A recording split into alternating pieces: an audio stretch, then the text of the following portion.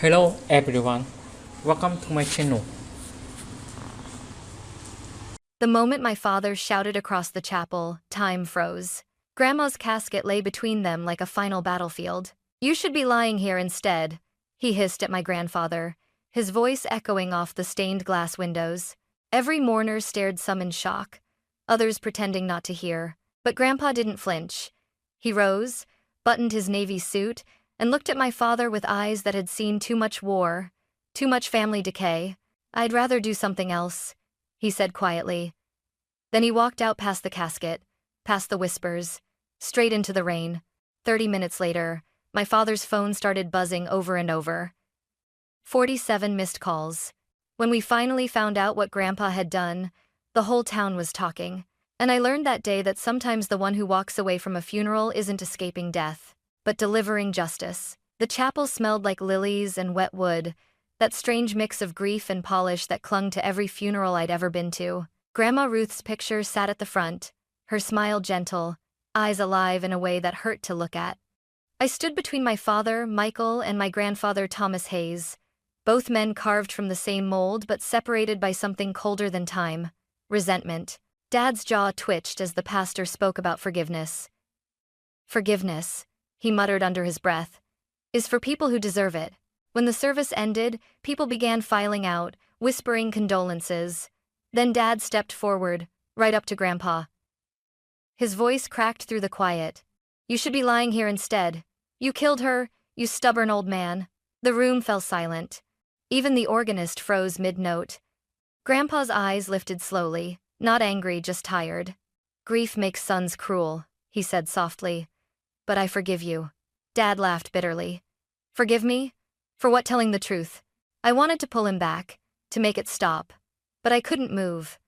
Everyone watched as Grandpa adjusted his tie and turned toward the door. "I'd rather do something else," he murmured. Then he walked out. The sound of the church door closing was sharper than thunder. For a moment no one spoke. Then the whispers began: neighbors, cousins, people pretending not to stare. Dad stood trembling, his hands balled into fists. He looked at me and snapped, "Don't you dare follow him." But I did. Outside, the rain had started. Grandpa's car, a faded blue Lincoln, was gone. I stood in the parking lot, soaked, watching taillights disappear down the road. Something in my chest sank, like I'd just witnessed the beginning of an earthquake. 30 minutes later, we were back at the house, guests trickling in for the wake. Dad paced the living room, muttering, checking his phone every few seconds. Then it rang once, twice, then dozens of times. By the time he picked it up, the screen read 47 missed calls. He played the voicemail on speaker. Grandpa's voice filled the room, steady, measured, almost cold. "Michael, I told you one day the truth would bury itself. I just chose the time. You'll understand soon." Dad went pale. "What does that mean?" No one answered. I looked through the rain-streaked window toward the dark road that led out of town, wondering where he'd gone. Something told me this wasn't about grief anymore. It was about payback, carefully planned, long overdue. That was the last time any of us saw Grandpa Thomas alive in public. But it was the first time I realized he hadn't left to mourn. He'd left to finish something he started long before my father ever shouted those words at the funeral. The night after the funeral didn't feel like mourning, it felt like waiting for an explosion. Dad didn't eat, didn't speak, just sat in Grandma's armchair staring at his phone. The house was too quiet, except for the hum of the refrigerator and the occasional vibration from another call that he refused to answer. By midnight, I couldn't stand it anymore. "Dad," I whispered, "maybe we should call the police." He slammed his palm against the table. "He's not missing, Emily. He's hiding. He always hides when he's guilty." "Guilty of what?" I wanted to ask, but the look on his face told me the question would cost me something I wasn't ready to lose. The next morning, sunlight spilled across Grandma's kitchen, catching dust motes in the air. Something shimmered on the counter, a small silver music box, the one Grandma used to wind every Sunday afternoon. It was open. The melody had long stopped, but inside lay something strange: a brass key and an old black-and-white photograph of Grandpa standing outside the county courthouse. On the back of the photo, in his neat handwriting, were 6 words: "The truth belongs in daylight, th." I showed Dad. His expression flickered, fear first, then anger. "He's taunting me," he muttered. He knows exactly what he's doing. What does this key open? I asked. He hesitated before answering. It looks like a bank key. We drove to First Gulf Savings, the small bank our family had used for decades. The teller recognized us immediately.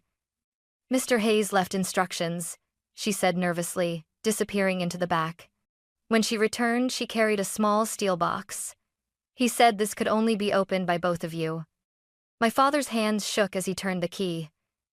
Inside were three things: a sealed envelope labeled Hayes Family Foundation, transfer notice, a USB flash drive, a folded letter with my name on it. Dad snatched the flash drive before I could touch it. Whatever this is, it's mine. But I held on to the letter. Grandpa's handwriting covered a single sheet.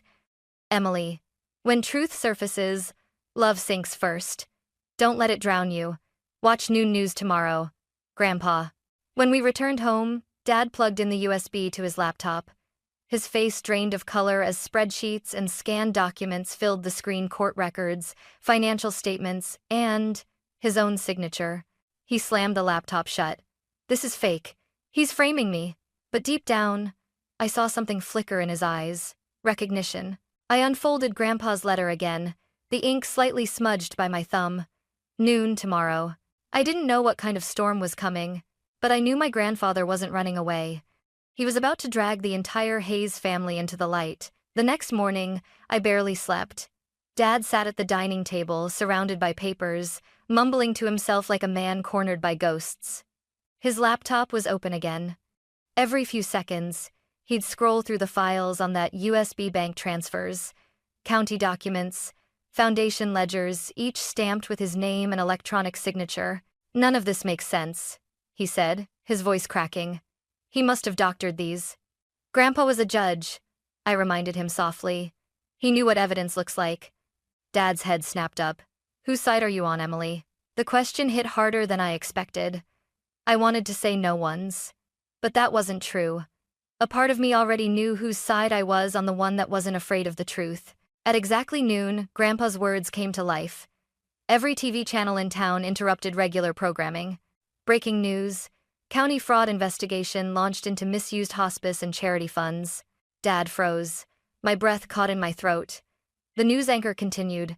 According to court documents filed anonymously, over $1.2 million in hospice donations were redirected through private accounts tied to Michael Hayes, financial manager for the county hospital. I turned to him. Dad. He slammed his fist on the table so hard the coffee mug shattered. He set me up. That bitter old man, he wanted to humiliate me. But those accounts, they exist, don't they? I asked quietly. He didn't answer. He just stared at the floor, his breathing heavy. A knock came at the door. Two men in suits stood outside detectives. They asked for Mr. Michael Hayes. Dad's shoulders slumped. I'd never seen him look small before. As they questioned him, my phone buzzed.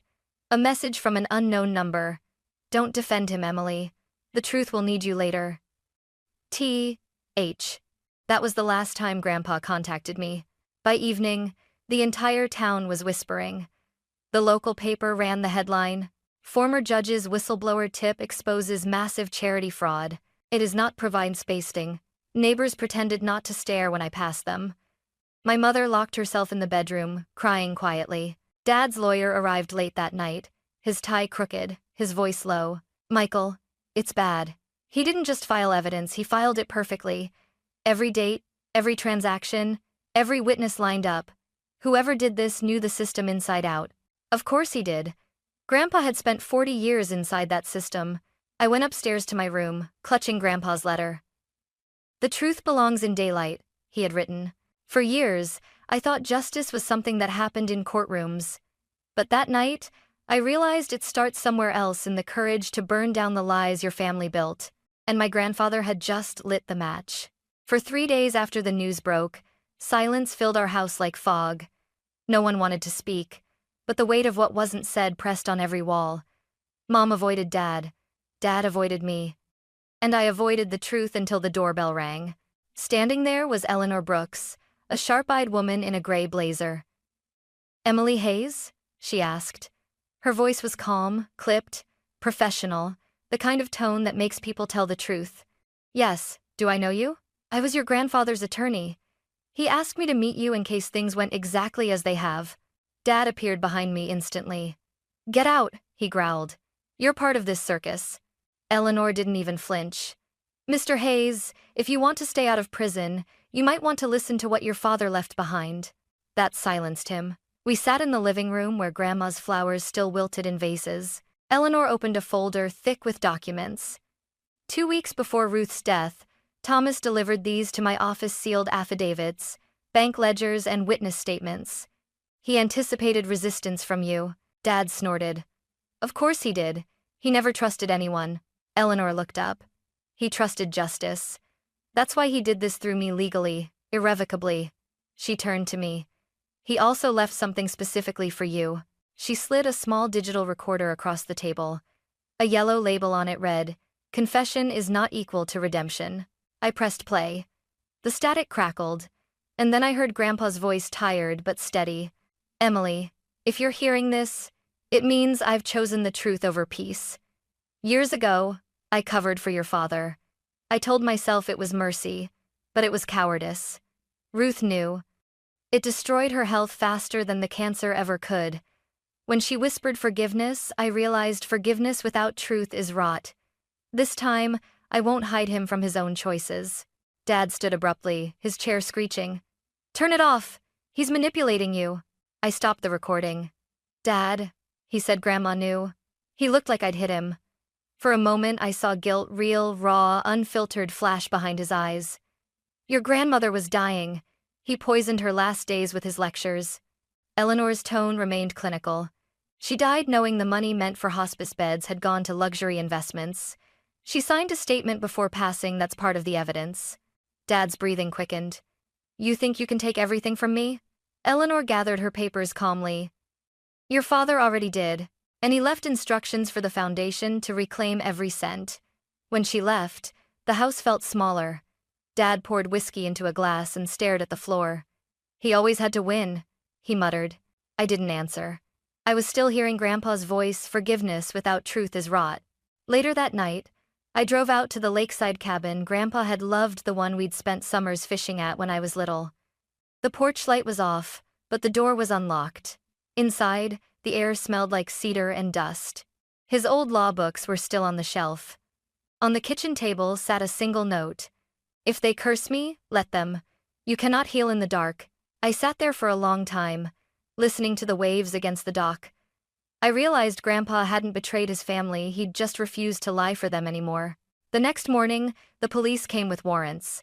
The investigation was now official. And for the first time, I understood what legacy meant. Not what you leave behind, but what truth you refuse to bury. 2 days after Eleanor's visit, the house didn't feel like a home anymore. It felt like a waiting room before a verdict. The blinds were shut, the phones kept ringing, and every ring tightened the air like a noose. When Dad's bail was set, he came home silent.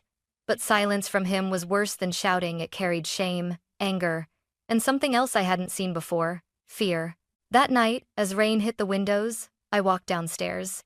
He sat in the dark, whiskey glass half empty, staring at Grandpa's framed photo. You think he's some kind of hero? He said, without looking at me. He humiliated me in front of everyone. My own father. He didn't humiliate you, I said softly. He warned you, and you didn't listen. He laughed bitter and hollow. Warned me? He destroyed me. You think this is justice? I stepped closer. What's justice then? Letting you steal from dying patients so you can keep pretending we're a good family? He slammed the glass down so hard it shattered. You know nothing about what he did to me. I froze. He stood up, pacing like a trapped animal. You were too young to remember, Emily. When I lost my business in 2008, he could have helped me. He had money savings, investments, power. But you know what he said? His voice cracked. If you want to build something, build it honestly. Honest doesn't pay the mortgage. Honest doesn't save your wife's hospital bills. My voice trembled. So you fixed that by stealing hospice donations? From people who were dying, Dad? He turned away, gripping his hair. I didn't steal. I borrowed. I just lost track. Things got mixed. One payment became 2, then 10. And suddenly I couldn't stop. I was going to fix it before he. Before he what? Before he exposed you? The lightning flashed outside, white and violent. His eyes glistened, but not from remorse, from fury. He always wanted to make me look small. Even at the end, he couldn't let me breathe without his judgment. I swallowed hard. He didn't want you to look small, Dad. He wanted you to look in the mirror. He slammed his hand on the table, the sound echoing through the house. Enough! But I couldn't stop now. My voice broke into a sob. Mom knew, didn't she? That's why Grandma couldn't forgive you. That's why she got worse. The stress, the guilt. Stop it. She begged you to stop, didn't she? Dad's eyes filled with tears, the kind you hate seeing because they make you remember that even the monsters you fear were once human. He sank into the chair, head in his hands. She begged me, he whispered. Said I was killing her. And maybe I was. But I couldn't crawl back to him, Emily. I couldn't let Thomas Hayes watch me fail again. For the first time in my life, I didn't feel anger. I felt pity. My father, proud, furious, broken, was still that little boy begging his father to say, I'm proud of you. I took a breath. Then stop the cycle. Admit what you did. Before it kills you too. He looked up, his eyes bloodshot. You sound just like him. Maybe that's not a bad thing. The front door opened suddenly. A cold draft swept in. Eleanor Brooks stood there, soaked from the rain. Emily, I need to speak with you. Privately, Dad barked. Not another word in my house. Eleanor ignored him. Thomas Hayes is at St. Joseph's Hospital. Heart complications. He's asking for you. My breath caught. Me? He refuses anyone else. I didn't even grab my coat. The hospital smelled like disinfectant and endings. Machines beeped softly in rhythm with my heartbeat. Grandpa looked impossibly small in the bed, oxygen tubes tracing his face like fragile wires, but his eyes, sharp, clear, unbroken, met mine. You came, he rasped. Of course I came, I said, trying not to cry. He smiled weakly. Good. Your father? At home, I said. Drinking. Angry. His nod was almost imperceptible. So he's alive enough to hate me. That's something. I sat beside him, clutching his frail hand. You knew this would happen, didn't you? You knew he'd hate you for it. He closed his eyes, exhaled slowly. I knew I'd lose him either way. But at least this way, I lose him to truth, not rot. Tears blurred my vision. You destroyed your own son. No, he whispered. I freed him from pretending to be good. I shook my head. You could have just talked to him. He smiled faintly. I tried for 40 years. Sometimes silence answers better than words. Then he turned to his bedside drawer, trembling fingers pulling out a sealed envelope. This is for you. I opened it, property deed, Hayes Lakeside Cabin. Signed over to my name. Why? I asked, voice cracking. So you'll have something untainted. Build something new. He squeezed my hand weakly. Don't let his bitterness bury you too. I started to speak, but the heart monitor screamed a shrill, mechanical cry. Nurses rushed in. I was pushed aside, helpless. Stay with me, Grandpa. Flatline. And just like that, Thomas Hayes, the man who'd torn his family apart to rebuild its soul, was gone.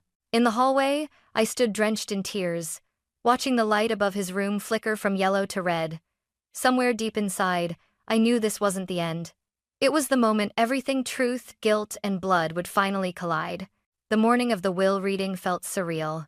Rain tapped softly against the courthouse windows, the same kind of rain that had fallen on Grandma's funeral. Maybe it was poetic justice, the sky mourning one last time for a family that had torn itself apart. We gathered in a mahogany-paneled office downtown. The air smelled of paper and polish, the kind of scent that comes with finality. Dad sat across the table from me, pale, sleepless, his hands trembling on the armrest. His lawyer whispered something in his ear, but he wasn't really listening. Eleanor Brooks entered with a leather folder. This is the last will and testament of Thomas Henry Hayes, she announced. Her voice was steady, almost ceremonial, every word cut like a scalpel. To my son, Michael Hayes, I leave forgiveness but no inheritance. A man must build his own fortune if he wishes to value it. Dad's face went white. He gripped the chair so tightly I thought it might snap.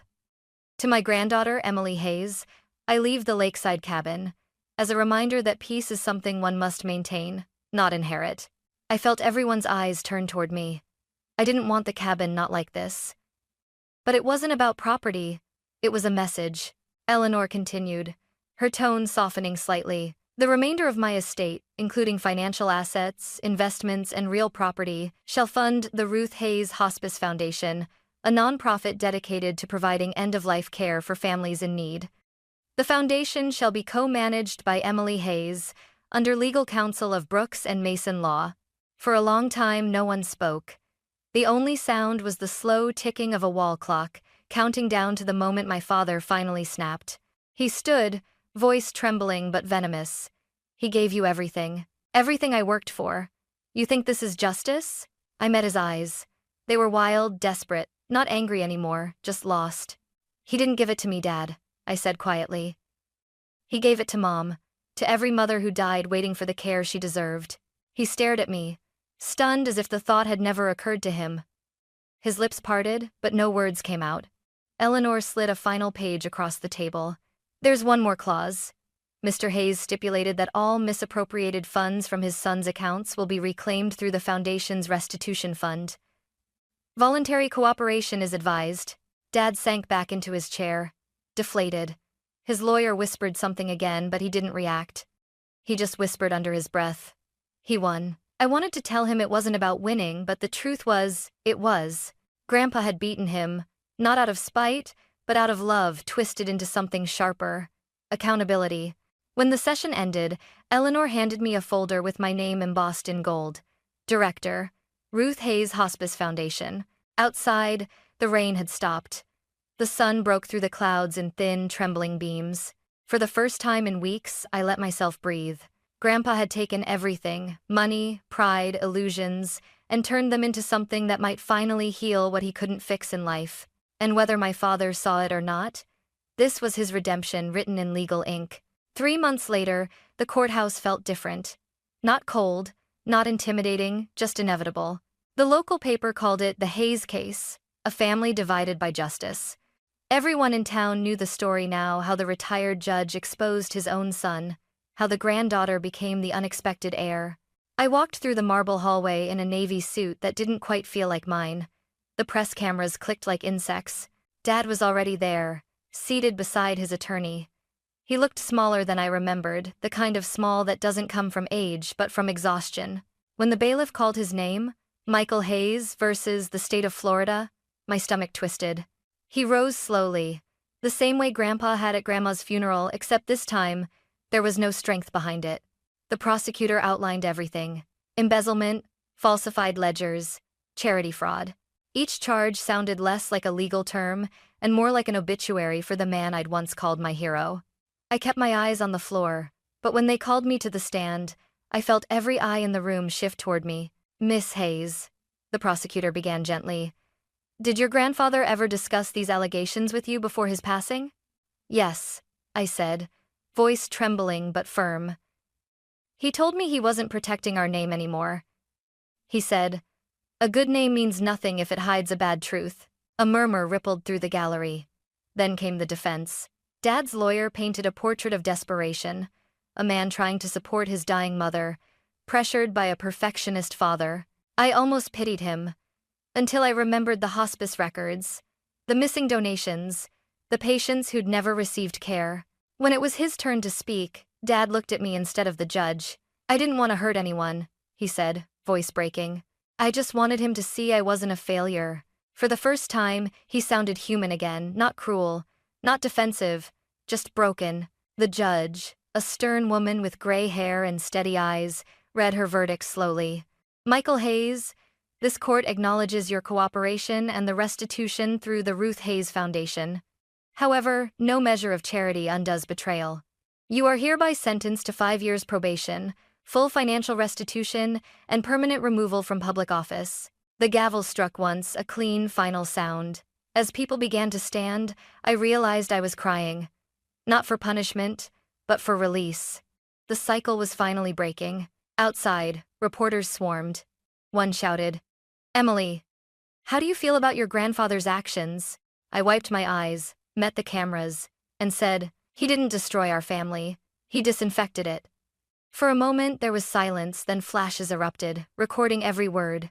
I turned toward the courthouse steps, the same sun spilling over me that had shone on Grandpa's funeral.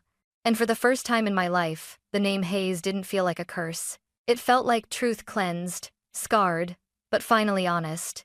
A year later, the garden around Grandma's grave bloomed brighter than I'd ever seen it.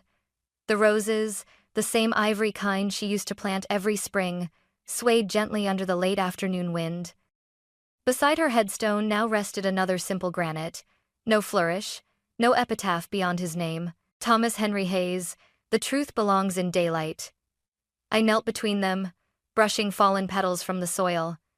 You did it, Grandpa, I whispered. You both did. For months after the trial, our family name had been dragged across every headline, every whispering dinner table in town. But time has a way of softening scandal when there's good left in its wake. The Ruth Hayes Hospice Foundation had become something real, and working there changed me. We'd helped 47 patients in our first year, providing care for families who couldn't afford a single night of hospital fees. Each time a mother held her child's hand through their final breath, I felt like Grandma was there, calm, graceful, unafraid. Some days I'd still catch myself expecting Grandpa's voice, that low, unwavering tone saying, "The law can punish the crime, but only truth heals the wound." He was right. Because truth hadn't just healed this family, it had remade it. Dad kept his distance for a while. His probation required him to work with community outreach, ironically under the same foundation that bore Grandma's name. I didn't know if that was justice or poetry. Maybe both. Then, one afternoon, an envelope arrived at my office. No return address. Inside was a handwritten note on plain paper. "Emily, I watched the foundation's anniversary on TV. You looked so much like your grandmother. I'm proud of you. Maybe Dad was right, some things need to die for others to live." Dad, I read it twice, then pressed it against my heart. It wasn't forgiveness, but it was a start. That evening, I drove to the lake cabin, the one Grandpa left me. The water was still, painted gold by sunset. His old rocking chair creaked in the wind like it was waiting. I sat there, closing my eyes, listening to the soft hum of cicadas. For the first time since the funeral, I felt peace, not the empty kind that comes from forgetting, but the full, aching kind that comes from finally understanding. I looked up at the darkening sky and whispered, "You were right, Grandpa. You weren't walking away from death that day. You were walking toward the truth. And maybe that's all any of us can do, walk toward it even when it burns. Because in the end, love doesn't survive by staying quiet. It survives by being honest. Sometimes the one who walks away from a funeral isn't escaping grief, they're carrying justice with them.